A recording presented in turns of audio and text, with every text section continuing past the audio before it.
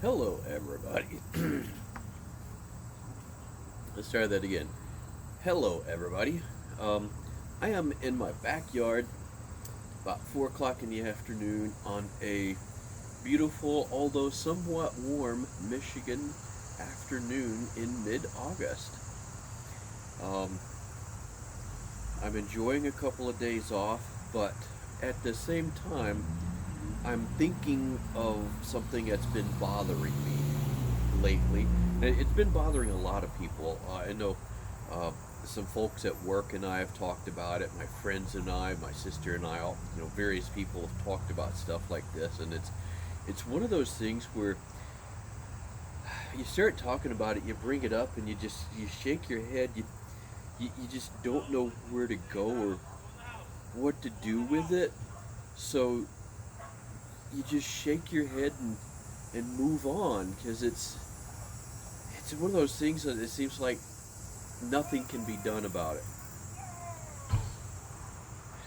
My neighbor's in the background doing something there.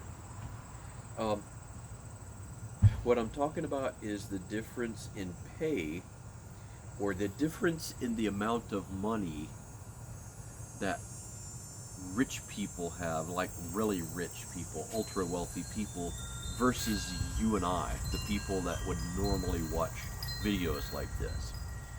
Um, I don't know if people always understand how drastic the difference is. Um, and it boggles the mind when you really stop to think about it. And the type of rich people I'm talking about are the ones that will spend, you know, $1 million or so on a Bugatti Veyron, or Ferrari F40 or something like that, some exotic car, um, or millions of dollars on some stupid McMansion thing that they can't do anything with, um, or those people that donate millions of dollars to political campaigns. Give me a break. You're giving money away to a politician just to say, "Hey, politician, don't tax me," or something like that. I don't even know, because I don't have enough money to know. I mean, why would you pay a politician for anything, really? I mean, I've tossed in, $20 here or there to support a campaign or something, but 20 million? Give me a break. Why? What's the point of that? And the difference between them and me is and you is so big people don't understand it. I mean, I don't do bad. I do not make a six-figure income, but I don't do bad. I am a single dad that raised two daughters. They're in college right now. Um, but during their life, I made decisions in my workplace to follow a path that allowed me to spend time with my kids, helping them, whether it was soccer and softball, later when they got into robotics, especially my oldest daughter, all kinds of various things, to spend time with them, with family, building memories and helping develop them into the brilliant, wonderful young women that they are today. They know who they are, they know what they want out of life. And part of that is because I exposed them to so many things to give them an idea of what it is they were interested in the first place. They're incredibly intelligent people. They are worldly beyond their years, and I got to help take part in that. Versus being that one that was on the road all the time or in work for 80 hours a week and couldn't be there, and somebody else was raising my kids, and heaven knows how that I've seen how some of that comes out, and sometimes it's not brilliant. Um, in the process of doing that, I've had to make a few decisions about what gets done around the house. You might say, like my house. The roof on my house is going to need replacing within the next few years. It has wood siding that I did have painted years ago, it could use siding. It could use some proper vinyl siding to seal it so they don't have to worry about it for the next 50 years. My gutter, I'm looking at my gutter right now. It's sagging like this. Some of the center little aluminum nails that hold it in place, they are missing. One of them's sticking out like 6 inches, and it's about to fall off. And one of these days, a good rain's gonna come along, and it's gonna come crashing to the ground. And I'm wondering where the heck I'm gonna come up with the money to fix this. I'm gonna have to do like everybody else does, finance it. I'm gonna have to huck a portion of my life and pay stupid interest rates on something because I don't have cash on hand just to say, here, fix it. And people with money, these rich people that we're talking about, they'll never understand that. They'll never understand. If they need a new roof on the house, yeah, put a new roof on it. How much is that going to be? $2 million? Okay. Do you want a check, or should I just go get cash? If something happens with their car, we'll take the other one. Well, if something's wrong with the Jag, okay, take the Mercedes, Whatever, just go down to the dealership and buy a new one. Cars are not that much. For me, that's not how I have to do things. If something gets fixed on my car, most of the stuff I do myself. Because one, I'm capable of doing most of it myself. Some things I don't want to do. But two, if I can buy the quality components to do a brake job for $150 for the parts versus taking it into a shop and having them charge me $800 for it, well, I'm saving $650 because for me that goes a long way. That is a huge amount. But medical expenses, dental expenses, if somebody has problems with, if you're rich and you have dental issues, I mean, I guess if you're rich, you don't have dental issues because you go to the dentist all the time and you have stuff fixed and replaced and veneered and all that kind of stuff. I can't do that. I've heard people paying $50,000 for veneers. Seriously? Are you joking me? I don't know that my and my kids' dental, and they both had braces, dental bills for our entire lives will ever equal $50,000. It's stupid. And there are these millionaires out there. And just in the news recently, there was a couple of things that were really cool. I'm huge into science. I've been interested in science, technology, history, things like that my entire life. There was a dinosaur bone and a meteorite that came up for sale recently, and they fetched like $5 and $6 million prices. Now, while I would love to hold a meteorite, bona fide meteorite in my hand, something from not of this planet, that'd be so cool. But at the end of the day, it's no matter how cool of a rock, whether it came from Earth or not, it's still a rock, and I'm not gonna give you no $5 million for it. I might give you $50 for it. A really cool rock might be worth 500, but I'm not gonna pay that. I don't have it.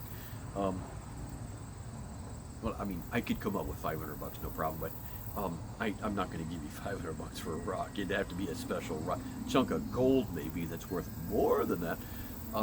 Dinosaur bone, same way. It'd be super cool to hold, like a T-Rex bone or something like that in my hand.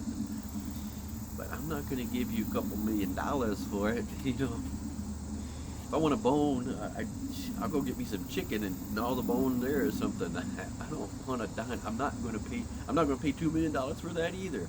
I can go get me a bucket of chicken at Lee's or some, Church's Fried Chicken or Popeyes or something like that for a whole lot less than $2 million. And have a whole lot of bones. Yeah, I know it's not the same, but you get the picture. I'm just not going to do it. And you, if you're watching this video, are probably in the same boat and feel much the same way. There are actors, actresses, and sports figures out there getting paid tens or hundreds of $1,000,000. And it's stupid, because what can you do with that isn't stupid? Like buy a Bugatti. A Bugatti is a very cool car. I'd love to drive one, but I'd never pay for one. Really love to drive one. You got one that you want to bring by and let me have a crack at it? PM me. Yeah, that's not going to happen. Let me explain just how big of a difference this is. Okay, we're talking about people that are making tens of millions or hundreds of millions of dollars. You've got billionaires out there that take this to a factor even beyond what we're talking about. And soon to be, within the next 10, 15 years, we will probably have the world's first trillionaire. We're not even going into that. We're just going to stay at billionaire. And these people are always telling us, if you want money, go invest it in the stock market and, make your own money. Bull. They ain't going to happen. Okay, let's say I could come, if I needed to easily, with just what I've got in the bank, and I don't have a lot, I could come up with, without putting me at stress, I could come up with $10,000. I know a lot of people out there watching that couldn't even come close to that. And I feel you, man. I feel you. I was there, and I'm working my way out of that, but I'll never be at the level that these guys are. These $2 million, $20 million stupid stuff. Let's double that though. Say $20,000, just for grins, just for mathematics here. If I were to take that $20,000 and go invest it in the stock market, first things first. If you invest in the stock market and you expect a high rate of return, that's not going to happen.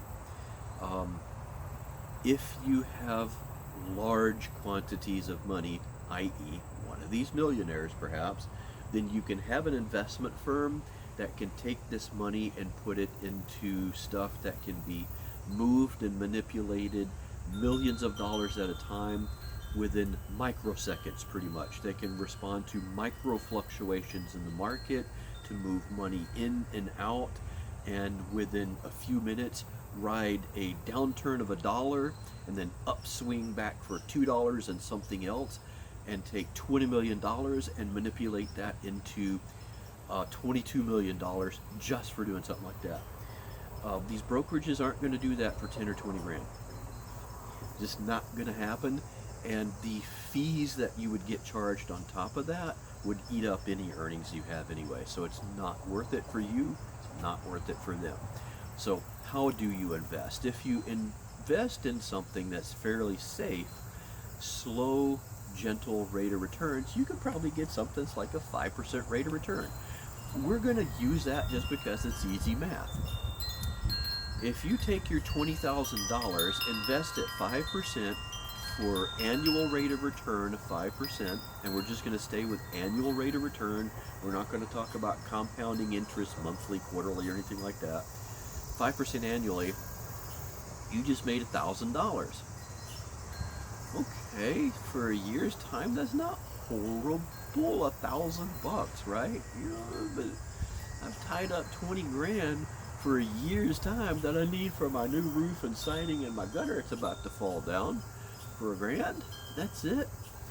Okay, let's think long term. Let's keep it in there for 10 years. Okay, and we're just going to talk about the $1,000 a year. Then you've got $10,000. Yes, I know. At the end of 1 year, it's $21,000 because you had your rate of return. So now you're getting interest on $21,000, and the next year, it's $22,000. Plus that, so it does add up. It keeps growing a little bit each year. So let's take that $10,000 and turn it into $15,000, we'll say, that you made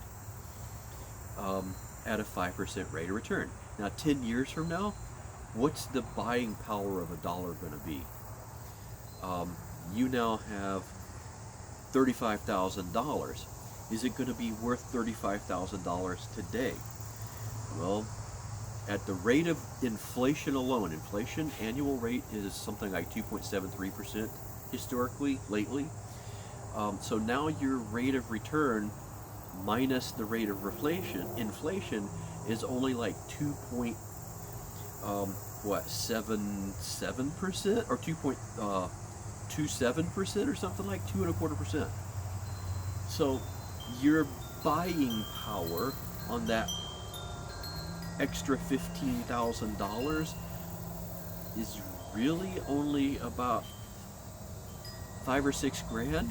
So now that $35,000 in as far as buying power just because of inflation alone is only about 27,000. So you've gained 26 or $6 or $7,000 of buying power in 10 years, and you had $20,000 all this time that you could have been using for something. Like, if I were to put that $20,000 into getting my roof and siding and gutter fixed right now, then that's going to last me for 10 years easily, plus a lot longer after that. If I wait 10 years, then the cost of getting the siding and stuff like that is probably going to be in excess of what I made by putting the money in these funds to begin with. So if I, in buying power, instead of 20,000, have $27,000, well, the cost of a roof is probably going to be $27 to $28 or $30,000 anyway. So I have gained nothing. That's just how it works when you're talking about small amounts of money like that. And to us, that's a large amount, but in the overall scheme of things, it's not a lot. Now, I know all of this is drastically oversimplified, but this is roughly what you're faced with. People at our income level, when they say just invested in the stock market or whatever, that's what we're faced with. We're not going to become millionaires by putting 10 or 20 grand in the stock market. That's not going to happen. That's not how things work.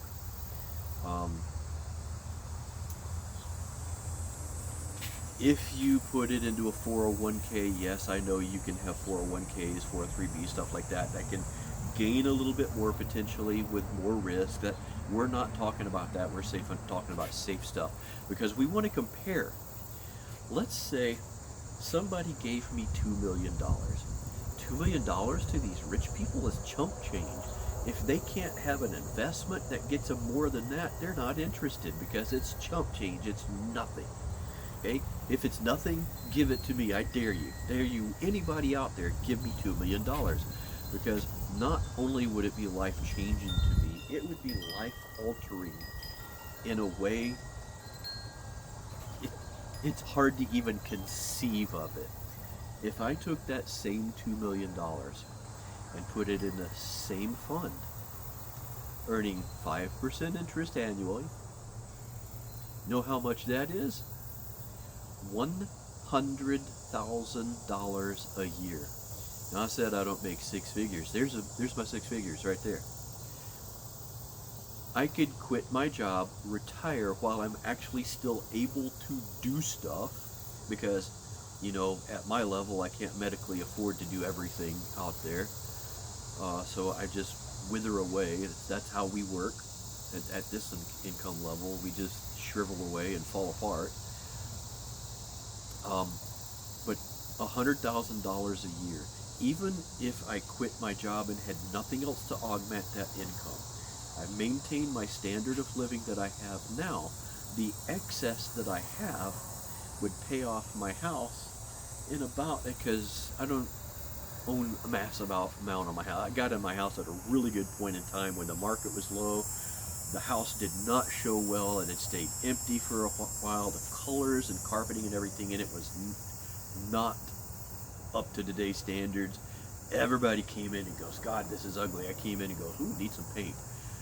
So I spent the last few years doing a lot of the work, painting it, making it look nicer myself. It's not perfect, but it looks pretty good. I'm pretty proud of it. But that I could, within 3 years' time, just on the interest and being able to live my life frugally, not going out and being stupid, um, pay off my house. Another year on top of that, I'd be able to spend all the money to fix up all the stuff I want to fix in the house. And then it's set. I've got a house I could stay in for the next 20, 30 years if I live that long. I'm 58, so who knows? I think the average lifespan is 70 something in the US, so odds are against it being the 30-year mark. 20-year probably, hopefully, maybe, we'll see. Um, and here's the kicker. Here's what I would like that mostly for.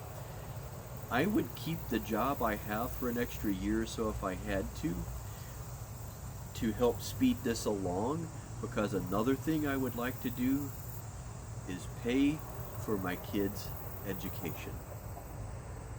My oldest has got a really good situation.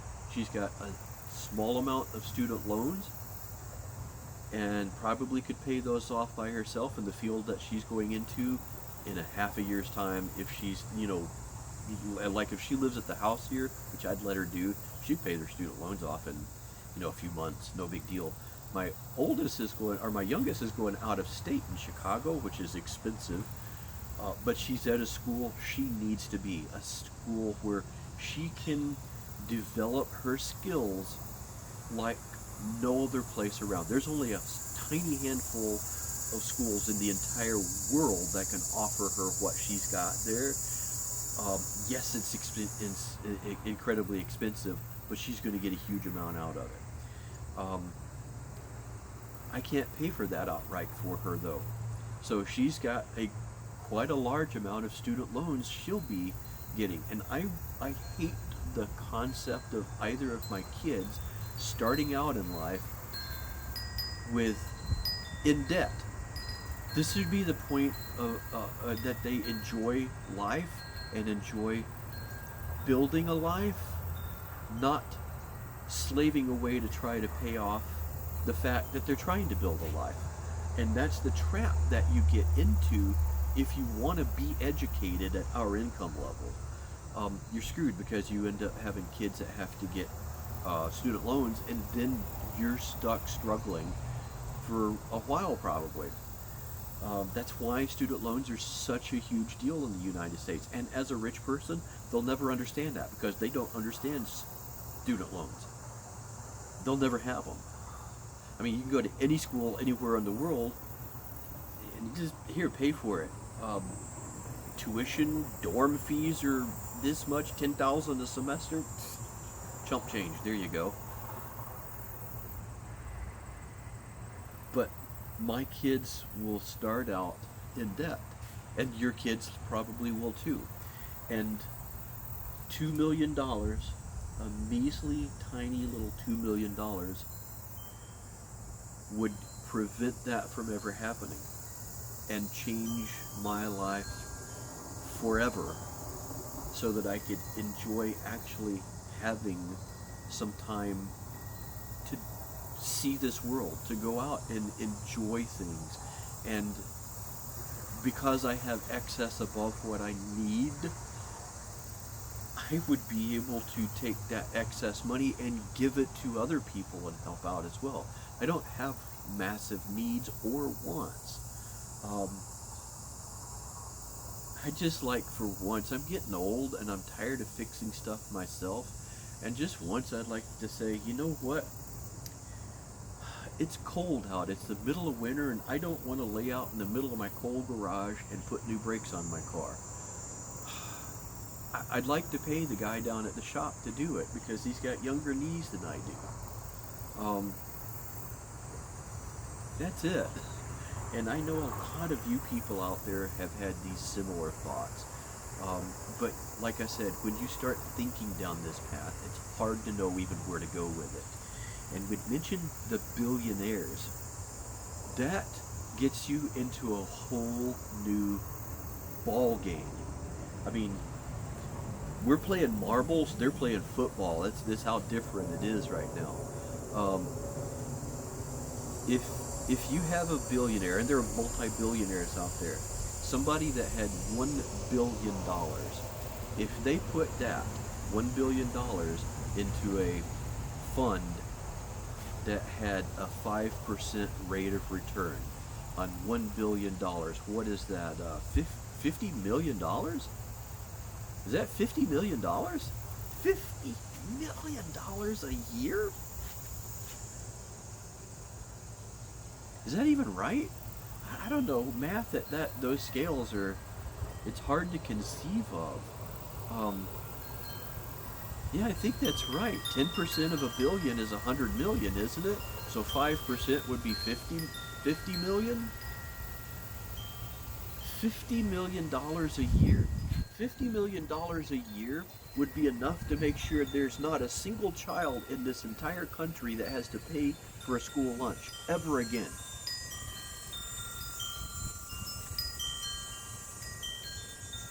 $50 billion or $50 million would be, I'd have to do the math, but I would say that would come awfully doggone close to paying the college tuition for every person that wanted to attend college in a year's time in the United States. There's only 350 million people in the United States, and attending college at any one point in time, you can't have but a percentage of that population.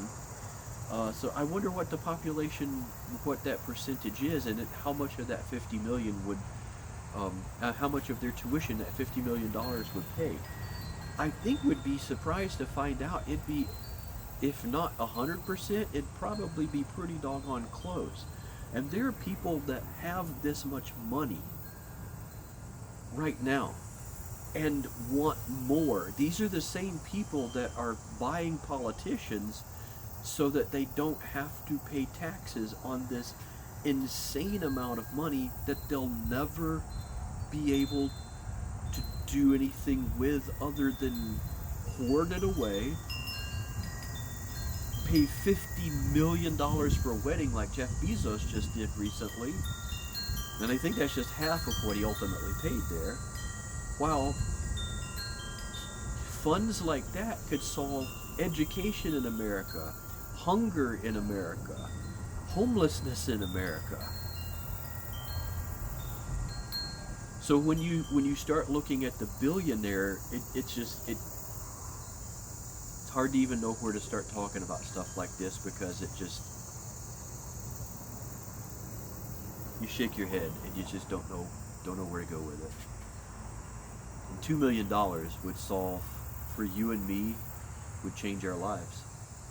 And I just don't think people truly understand what a big deal that is, and what a difference that pay inequity is. So I know I've rambled a while. If you stayed for this whole thing, I thank you for listening. Apologize for rambling, but I know there's people that feel the same way. So, and it's hard to verbalize it. So I wanted to share with you guys. See you guys later.